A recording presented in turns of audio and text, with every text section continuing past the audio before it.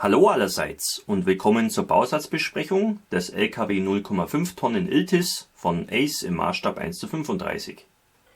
Hierbei handelt es sich um einen brandneuen Bausatz und um ein Erstlingswerk des ukrainischen Herstellers Ace. Eigentlich ist Ace vornehmlich für sein großes Sortiment von diversen Bausätzen im Maßstab 1:72 bekannt. Nun wagt man sich auch in den Bereich 1:35 vor und hat sich dafür den Iltis ausgesucht. Ich bin mir sicher, dass diese Wahl viele Modellbauer begrüßen werden, denn zum einen war der Iltis bis dato nicht als Plastikspritzgussbausatz verfügbar und selbst aus Resin gab es nur sehr wenige qualitativ fragwürdige Optionen und zum anderen dürfte dem einen oder anderen der Iltis noch aus der eigenen Wehrdienstzeit gut in Erinnerung sein. Obwohl ich mich nur selten mit Bausätzen im Maßstab 1:72 beschäftige, so hatte ich trotzdem vor einigen Jahren das eher fragwürdige Vergnügen, ein Modell von Ace zu bauen, nämlich den Lafley W15T CC, der mich leider alles andere als vom Hocker gehauen hat. Es gibt vielleicht Leute in der Community, die das besser im Blick haben. Für mich jedenfalls ist Ace definitiv nicht unbedingt ein Hersteller, den man mit qualitativ hochwertigen Bausätzen in Verbindung bringt. Daher mache ich mir nicht allzu große Hoffnungen und werde etwas mehr Vorsicht bei meiner Bausatzbesprechung walten lassen als sonst. Alle Angaben sind wie immer ohne Gewähr. Bevor wir uns den Bausatz näher anschauen, noch ein paar Worte zum Original. Die Entwicklung des Iltis als Ersatz für den stark veralteten DKW Munga begann 1975, nachdem die gemeinsame Entwicklung eines Europa-Jeeps von Frankreich, Italien und Deutschland im Sand verlaufen war. Die Zeit drängte, deshalb setzte man beim VW-Tochterkonzern Audi auf eine stark an den DKW Munga angelehnte Konstruktionsweise und auf bereits im VW-Konzern verwendete Baugruppen. Ungefähr 90% der Teile stammten aus der regulären Pkw-Produktion. Während der Entwicklungsphase kam man bei Audi auf die Idee, den Allradantrieb des Iltis in abgeänderter Form auch in einem zivilen Pkw-Modell anzubieten, was später zur berühmt-berüchtigten Audi Quattro-Reihe führte. Im Jahr 1978 waren die Entwicklung und Erprobung abgeschlossen und die ersten Fahrzeuge wurden an die Truppe ausgeliefert. Bereits 1982 endete nach 8.800 hergestellten Fahrzeugen die Produktion in Deutschland. Allerdings wurde die Fertigungsstraße an den kanadischen Konzern Bombardier verkauft, welcher sowohl für die kanadischen als auch für die belgischen Streitkräfte nochmals einige tausend Iltis fertigte. Diese unterscheiden sich in kleinen Details von der deutschen Ausführung. Ab den frühen 1990er Jahren wurde der Iltis nach und nach durch den Wolf ersetzt, jedoch blieb der Iltis vereinzelt bis 2008 im Dienst. Dem Anschein nach steht der Iltis heute noch bei der griechischen, nordmazedonischen und argentinischen Armee im Einsatz. Alles in allem also ein recht erfolgreiches und kostengünstiges Fahrzeug, welches, wie vorhin schon angesprochen, vielen von euch Zuschauern aus eigener Erfahrung während der Wehrdienstzeit gut vertraut sein dürfte. So viel zu den Hintergründen, schauen wir jetzt mal rein in die Schachtel. Die Schachtel hat das typische Format wie alle Bausätze von Ace. Das ist einfach die Größe, wo die normalerweise eben ihre 1:72er Bausätze mit verpacken. Nicht wundern, die Schachtel sieht ein bisschen unförmig aus. Das hat den Grund, ich habe den Bausatz direkt aus der Ukraine bestellt und um das ganze Platzsparen zu verpacken, haben die den Karton eben zusammengelegt gehabt. Und ich habe den wieder sozusagen frisch zusammengetackert. Deswegen sieht er so ein bisschen verbeult aus. Auch interessant, hier auf der Seite sehen wir noch weitere 1:35er Modelle, die Ace auf den Markt bringen möchte. Die sind alle bei Scalemates auch noch gar nicht gelistet, also die gibt's noch gar nicht. Da wäre zum einen hier der Iltis mit Milan, dann hier ein Sanitätsfahrzeug auf Basis des Iltis und dann noch der Munga. Finde ich auch ganz spannend. Kann man sich schon mal drauf freuen. So, machen wir das Ganze mal auf. Ja, der Deckel ist sehr dünnwandig. Der Boden dagegen ist etwas stabiler, das finde ich gut. Hier haben wir die Bauanleitung und die Bauteile sind alle hier in einer Tüte verpackt. Fotonetzteile und die Abziehbilder sind nochmal separat eingetütet. Ja, das ist doch gar nicht schlecht. Da haben wir schon schlechtere Verpackungen gesehen. Schauen wir uns wie sonst auch zuerst mal die Bauanleitung näher an. Auf den ersten beiden Seiten haben wir eine Übersicht mit allen enthaltenen Bauteilen. Das ist schon mal ganz gut, weil die Bauanleitung an sich ist jetzt nicht so übersichtlich. Da kann das schon mal ganz hilfreich sein, um sich einen Überblick zu verschaffen. Dann geht hier der Zusammenbau los. Die Bauschritte sind nicht, wie man das sonst kennt, mit Nummern versehen, sondern mit Buchstaben. Also der erste Schritt A, dann B, C, D und so weiter. Das Problem ist bloß, das Alphabet erschöpft sich dann relativ schnell. Wir sind dann hier schon bei Y und diese Bauschritte hier haben dann halt keine Nummer. Ja, kann man machen. Ja, ist ein bisschen inkonsequent. Ja, hier jetzt dieser Bauschritt mit den Sitzen. Das Fahrzeug hat 4 Sitze und bei B gibt es eben B und B1. Das kann man jetzt so interpretieren, dass man da eben 2 Sitze braucht. Vom Sitz A braucht man aber auch 2, aber ich sehe hier jetzt nichts, was darauf hindeutet, dass wir da irgendwie 2 montieren sollten. Ja, Vorsicht bei dieser Bauanleitung. Ja, dann geht es hier weiter mit den übrigen Komponenten. Das scheint hier der Tank zu sein. Reifen und Felgen, Differential, Getriebegehäuse und noch so anderes Zeugs. Dann der Motor. Manche Bauteile sind jetzt hier mit Pfeilen versehen, dass man eben sieht, wo die ran sollen. Manche Teile tauchen aber auch einfach nur so auf. Sind dann manchmal dunkel unterlegt, manchmal aber auch nicht. Also aufpassen. Die Bauanleitung ist wirklich mit Vorsicht zu genießen. Der Rahmen scheint einteilig zu sein. Das ist schon mal ganz gut.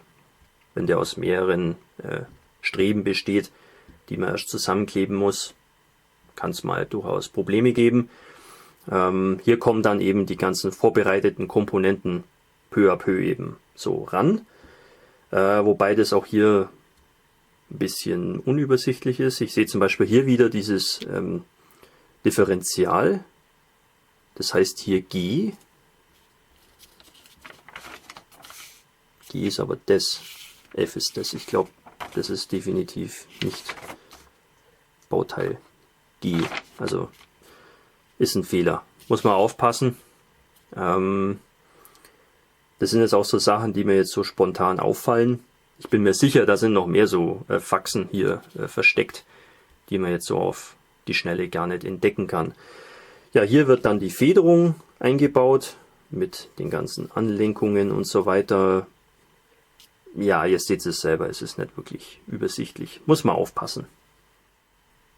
Dann bauen wir hier weitere Komponenten zusammen. Hier gibt es auch hin und wieder Fotonetzteile, zum Beispiel hier fürs Leitkreuz oder fürs Kennzeichen. Das ist eigentlich ganz schön. Dann hier die Karosserie. Da bauen wir erst den Boden zusammen der Fahrgastzelle.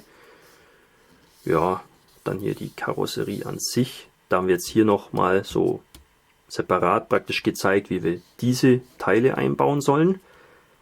Das ist hier eben nicht klar ersichtlich, darum haben sie hier nochmal zur Verdeutlichung eine Abbildung. Immerhin. Ja, und dann kommt es hier zusammen, beziehungsweise man kann das auch separat lassen, um eben die Lackierung ein bisschen zu vereinfachen. Ah ja, hier ist der Schritt Z. Okay, hätten wir das auch geklärt. Das ist das Armaturenbrett mit den Pedalen. Ja, wird dann hier irgendwie eingebaut. Der Motorraum, da sieht man dann schon einiges und die Motorhaube ist auch separat, also man kann das auch geöffnet bauen. Finde ich ganz schön.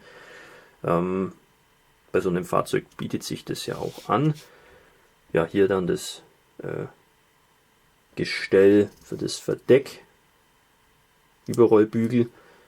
Wir haben aber auch das komplette Verdeck dabei, wenn es dann praktisch eben ausgeklappt ist. Hier auch mit Verzerrungen für die Plane aus Fotonetzteilen. Ja, das ist doch gar nicht schlecht. Ich denke, der Bausatz ist schon okay. Und dann haben wir hier die Bemalungsanleitung. Da schlägt uns Ace 3 Fahrzeuge vor. Das erste wäre eins im Dreifarb NATO-Anstrich, also grün, schwarz und dunkelbraun, der Panzerjäger-Kompanie 360 bei einer Reforger-Übung 1986. Das zweite Fahrzeug komplett in Olivgrün, also das frühere Tarnmuster von der 1. Kompanie Panzerbataillon 63 von der Übung Caravan Guard 1989. Und dann das dritte Fahrzeug von der belgischen Militärpolizei. Da steht hier auch dabei Bombardier. Das ist eben ein Iltis, der von Bombardier gefertigt wurde. Und wie ich ja vorhin schon erwähnt hatte, dieses Fahrzeug unterscheidet sich dann minimal von der deutschen Variante. Wo da aber genau die Unterschiede liegen, kann ich nicht sagen. Das sind so Kleinigkeiten. Nur eben jetzt an der Stelle der Hinweis, wenn ihr das bauen wollt, macht es euch selber schlau, wo da genau die Unterschiede sind, damit euer Iltis dann eben auch entsprechend korrekt ist. Ja, das wäre es auch schon. Also, was die Bauanleitung angeht, ich glaube, ich habe selten was Chaotischeres gesehen. Also Vorsicht mit dem Teil. Ich würde sagen, das ist eher so ein Vorschlag oder eine Richtlinie, aber der Bauanleitung da wirklich stur folgen würde ich nicht. Beziehungsweise man muss halt immer auf der Hut sein. Sonst kann es passieren, dass man da irgendwie was grob verhaut. Schauen wir uns jetzt die einzelnen Spritzlinge an. Hier Spritzling A. Da haben wir jede Menge Kleinteile, die überall am Fahrzeug Platz finden. Hauptsächlich am Fahrwerk und am Chassis, würde ich mal sagen. Das müssten irgendwelche Türgriffe sein. Irgendwelche Achsen, vermute ich mal.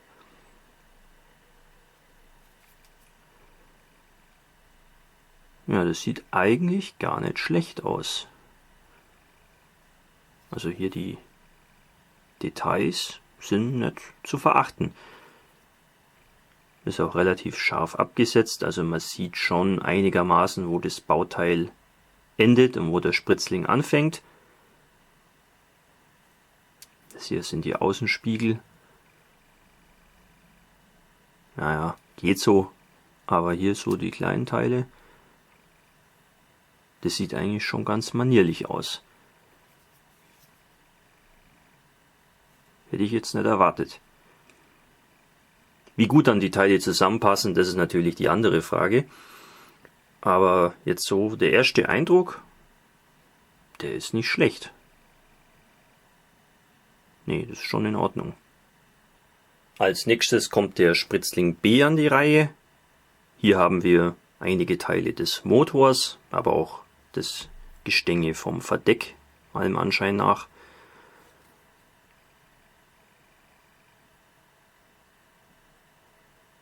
Ja, auch hier, das sieht nicht schlecht aus. Also ich kann hier keine gröberen Mängel erkennen, wie Sinkstellen oder übermäßige Fischhaut. Grad ist auch nur so viel da, wie das sonst auch üblich wäre. Die Angüsse sind vielleicht ein bisschen massiver, als sie vielleicht sein müssten. Also das Auslösen und Versäubern, da hat man ein bisschen mehr zu tun. Aber okay, das sieht man auch bei anderen Bausätzen von bekannteren Herstellern. Immerhin sind die Teile relativ klar definiert und daher sollte das schon passen. Nee, das sieht nicht schlecht aus. Das ist schon okay.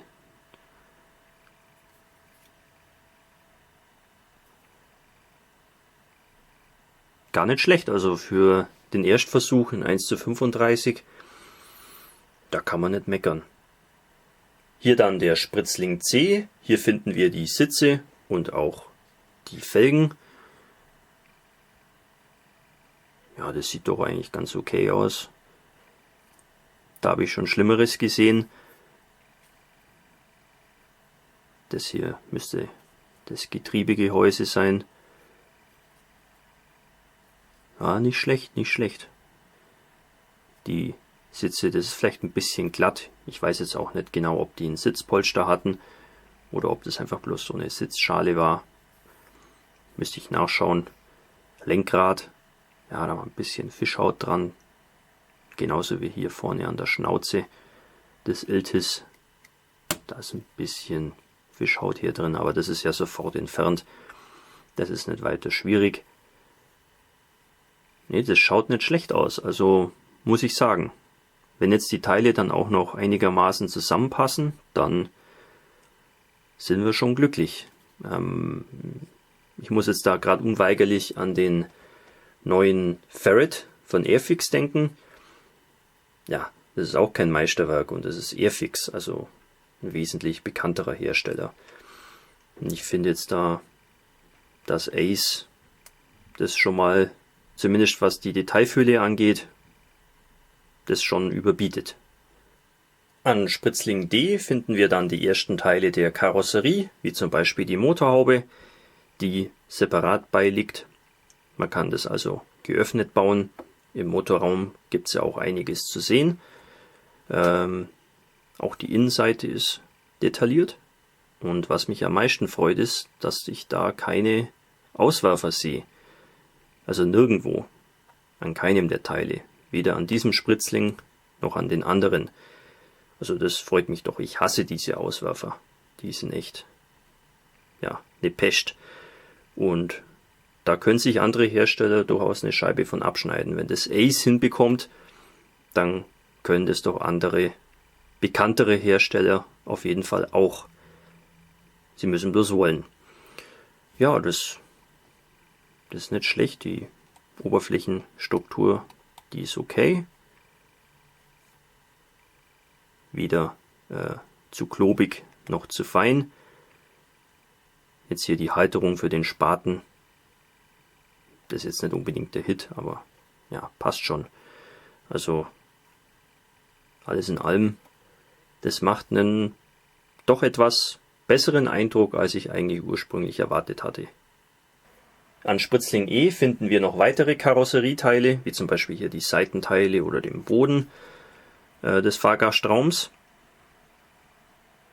Ja, auch das sieht nicht schlecht aus.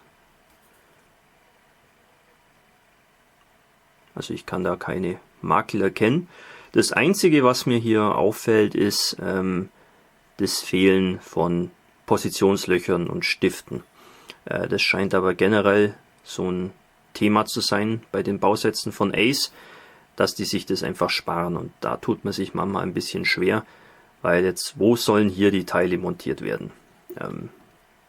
Das ist nicht ganz ersichtlich. Auch hier am Boden, da kommen irgendwelche Sitze drauf. Die Frage ist nur, wo.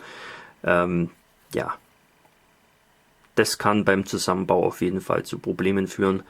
Da muss man immer auf der Hut sein und ich glaube noch mehr als sonst viele Passproben durchführen, damit es dann auch wirklich hinhaut, ohne irgendwelche Lücken oder dass irgendein Versatz drin ist.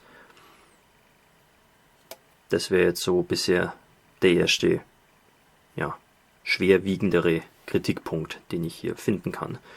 Aber so generell, wenn man ein bisschen Übung hat und weiß, was man tut, sollte das eigentlich machbar sein. Und so von der Detaillierung her ist es nicht verkehrt. Und dann haben wir noch den Spritzling F, an dem finden wir die Teile des Verdecks und auch den Hauptrahmen des Iltis, der hier dankenswerterweise ja, mehr oder weniger einteilig ausgeführt ist, wenn auch mit ein bisschen Fischhaut hier und da, aber das soll uns nicht weiter stören. Die Form, die ist jetzt durchaus nicht einfach und dass das jetzt hier schon so beieinander ist, ja, finde ich gar nicht schlecht. Das kann durchaus immer eine Fehlerquelle sein beim Bau von solchen Fahrzeugmodellen. Ja, hier haben wir auch mal ein paar Positionslöcher. Das ist doch schon mal was. Das Verdeck, ja, sehr glatt, gut, muss nichts heißen. Die Falten, ja, passt schon. Könnte man schöner machen, aber das ist okay. Innenseite, da sieht man das Gestänge. Auch hier keine Auswerfer natürlich. Andere Hersteller hätten jetzt hier an der Innenseite auf jeden Fall irgendwelche dicken Auswerfer. Das ist hier nicht der Fall. Dem Bausatz liegen auch einige Klarsichtteile bei, hauptsächlich natürlich für die Scheiben und auch für die Scheinwerfer. Frontscheibe, wir sehen hier ein paar große Kratzer, das ist nicht so schön. Glücklicherweise handelt es sich jetzt hier nicht um einen Bausatz eines Sportwagens, sondern um ein militärisches Geländefahrzeug, von dem her kann man das mit Alterung vielleicht ein bisschen verdecken. Scheinwerfergläser, so dicke Angüsse, geht. Wir kommen irgendwie damit klar. Und hier die Fenster des Verdecks sind jetzt hier schon praktisch als Teil des Verdecks hier so eingegossen. Finde ich ganz gut. Wenn wir jetzt zum Beispiel hier den Rahmen sozusagen als normales Kunststoffteil hätten und da dann praktisch die Gläser einkleben müssten, das ist immer eine Fehlerquelle, sage ich mal.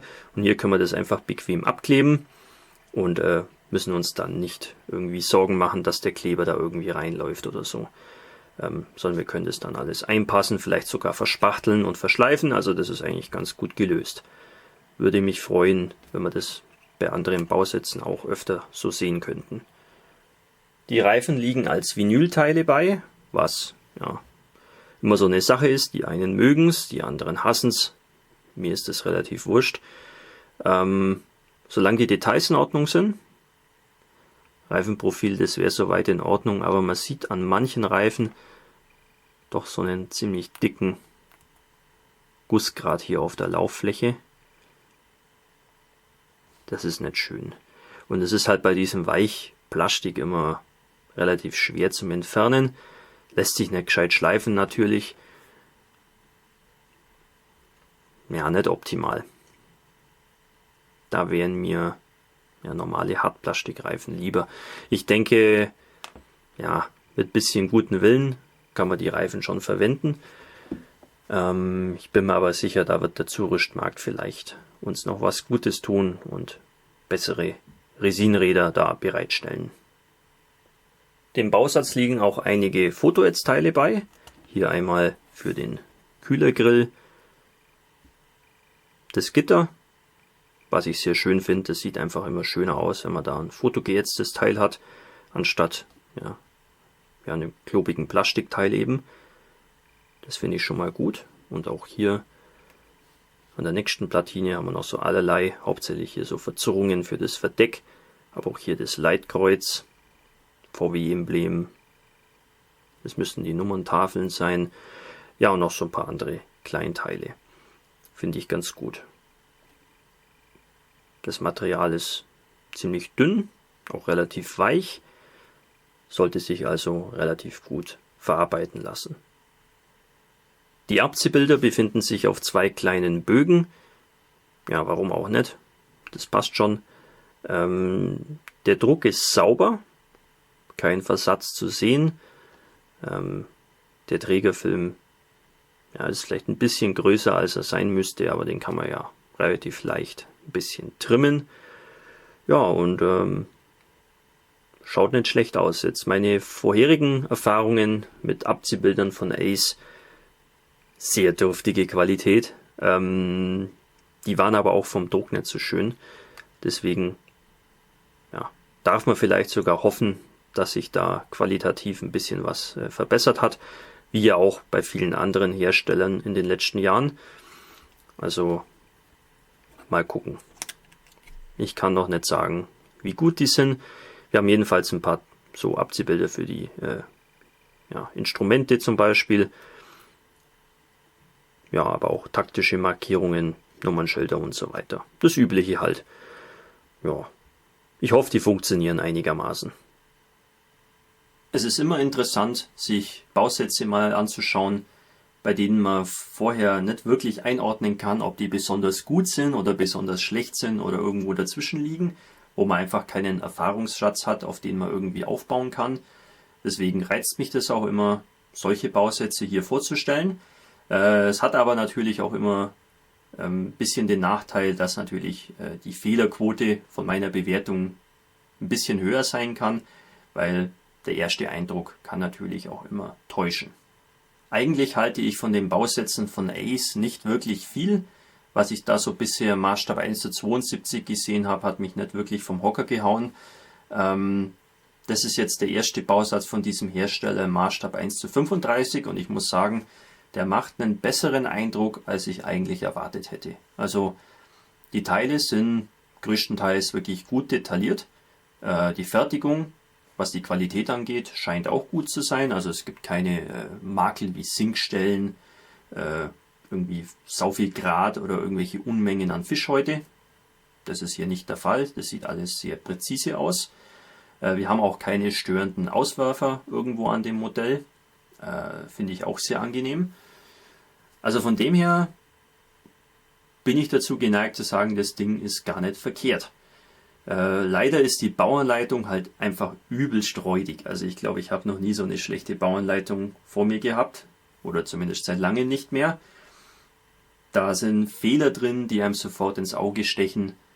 Und auch die Übersichtlichkeit ist nicht wirklich gegeben. Also da muss man schon ungefähr wissen, was man tut.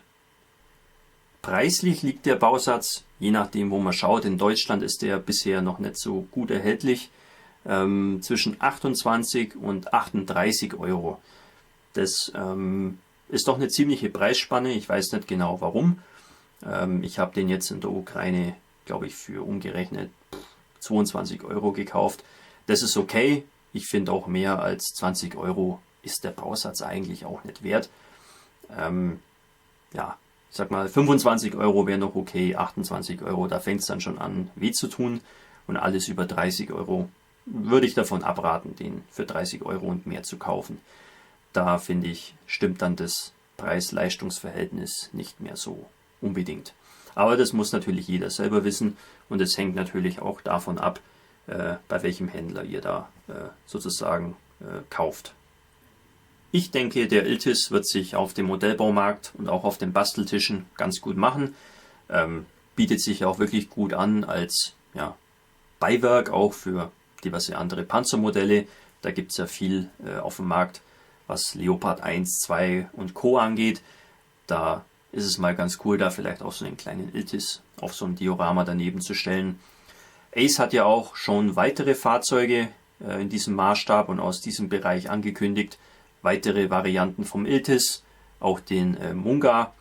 Und ich denke, da kommt noch mehr aus der Richtung, und das finde ich generell sehr begrüßenswert. Und ich hoffe, dass wir da noch mehr sehen werden. Nicht nur von Ace, vielleicht auch von anderen Herstellern. Das wäre sehr schön. Ich hoffe, euch hat die Bausatzbesprechung gefallen, und bis zum nächsten Video. Euer Hamilcar Barkas.